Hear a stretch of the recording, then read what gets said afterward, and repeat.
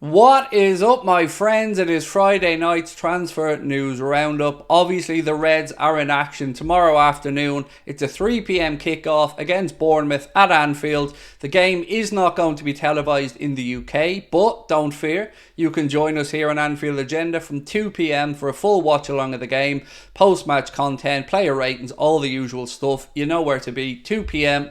We'll be kicking it off right here. So let's get into tonight's video, and you know what I'm going to do? I'm going to talk about centre-backs and midfielders for the next 8 to 10 minutes. Now, thankfully, there has been a bit of news as the days developed, so it's not just going to be me giving opinions. I'm going to be basing this off stories in the media.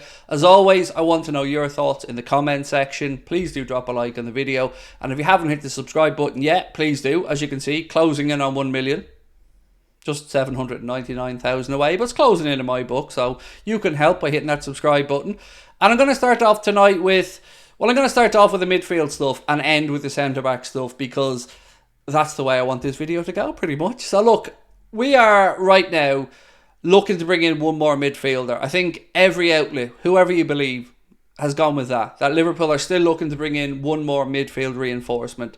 Now, obviously, we signed Wataru Endo from Stuttgart today for about £16.5 million. He will take the number 3 shirt at Liverpool Football Club, and of course, I think you'll all join me in welcoming Endo to the club.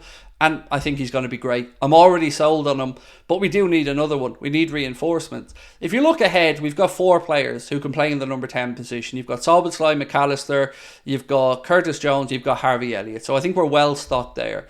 But in the number 6 position, yes, we brought in Endo and we've got young boy Cecic. Thiago, you can argue about whether he's a 6 or an 8 or somewhere in the middle.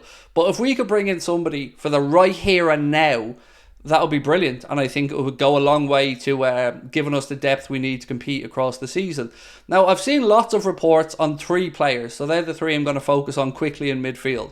Ryan Gravenberch, Czech Doucouré of Crystal Palace, and the other one that we've been linked to a lot over the past few days is Kone. And they're 3 that I have descending levels of interest in. Now, we could talk about Amrabat as well, but truthfully, I don't know if we're really interested in him or not. UK side, bit quiet. Italian side, European side, they say we are. So for argument's sake, let's just assume I'll be happy if we signed Amrabat.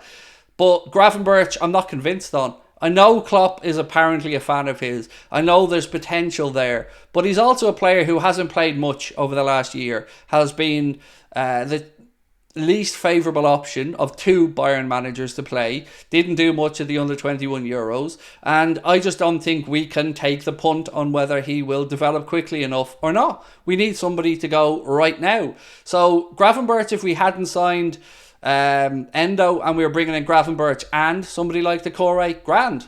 But not now. For me, Gravenberch is a no-go. I just don't see it. Now, with regards to, who else did I say we were going to touch on here? Kone.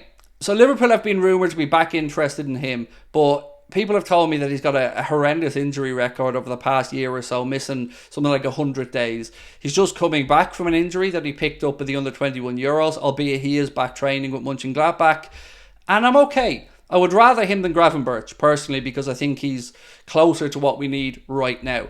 But the one for me is Doucouré. That's the one that Liverpool should sign.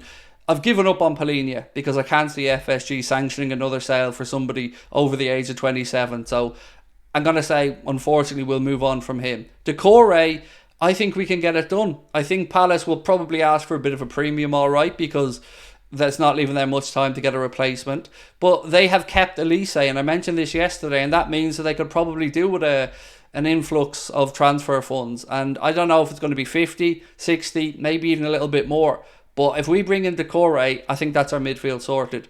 Yes, you can then look to January about bringing in the youngster from Fluminense, Andre, potentially do that for 17 million, and he could then take up Thiago's space when Thiago moves on at the end of the season. Now, if you're looking for the homegrown or non-homegrown quota in the squad, when we move on to talk about the centre-back, you'll understand that one of those guys wouldn't take up a non-homegrown spot because he's still 21 years of age. Same with Ryan Gravenberch.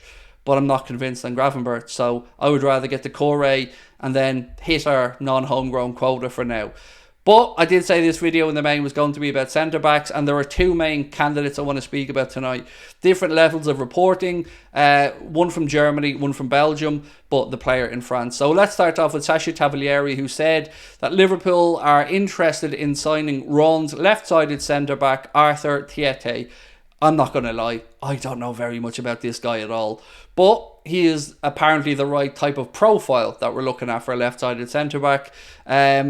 No price mentioned in the article. I think it originated in L'Equipe as well, so maybe keep an eye on that one.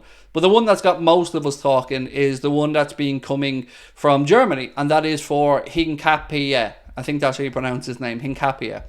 So apparently there's a three-way battle for his signature: Liverpool, West Ham and RB Leipzig.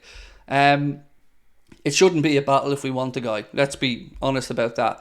I think he might have the same agent as Caicedo, so take that with a pinch of salt, how easy it would be to do business, or how trustworthy maybe he could be in this process after what happened with Caicedo. But he, again, is the right type of profile. And I've spoke to a couple of Ecuadorian football fans who tell me that himself, Estupiñán and Caicedo were the reasons why Ecuador have had some success in recent years. So I will take their word over my lack of knowledge for this guy. And at 45 million euro, which is apparently the price that Leverkusen would be willing to do business at, I think you could still afford to bring him in and Decore and pretty much get close to that 111 million number that we spoke about. Now, yes, of course, we've brought in Endo, and that has to be, I guess, taken off the figure if you're saying there's 111 million there. But Hincapie would be still 21 years of age. So for this season, we wouldn't have to worry about a non-homegrown spot for him. And at the end of this season, Matip's contract is up and he could just take that spot. So it would make sense. And that's why I said I would go for Decore. He would take up the last of our non-homegrown spots. But if you brought in Hincapie, there you go. Problem solved. So for me, that's what I'd like to see happen. And how optimistic am I being to think that we could get a centre-back in and another midfielder? Truly, I don't know. It was a bit of a mixed bag on the stream tonight with people's opinions of, is it possible or is it not possible? We still have time in the window. There is, I think, 13 or 14 days to go. And if we end the window with Alexis McAllister, Dominic Szoboszlai, Wataru Endo, Hincapie and Decore, I'm happy. That's a good, successful window, and the rebuild is well and truly done. Then hopefully you go back for Andre in January. Bing bang bosh, job's a good one. But football doesn't always work this way. So let me know your thoughts now in the comment section. Maybe you disagree with me over Gravenberch or Kone and you think they would be a better signing. That's why we have these videos up, so you guys can have your say. Tomorrow, again, just a reminder, we will be live from 2 p.m. for the watch along. Hope you can join us for that. We'll have a full post-match show and all coming up after that. As always, player ratings videos, all the usual stuff you expect here on Anfield Agenda. And for those of you that stayed on till the end of the video, good news. I am going to be involved in the launching of a new channel next month. Not going to give you any more information for now, but keep your eyes peeled. It will be launching in September and it will be football related. So there we go. Thank you for your time as always, my friends. I will be taking a break on Sunday for a day or so because I haven't had a day off in a while, but I hope to see you for the match tomorrow. 2 p.m. start right here. Have yourselves a wonderful weekend and thank you for all your continued support. Much love. Bye-bye.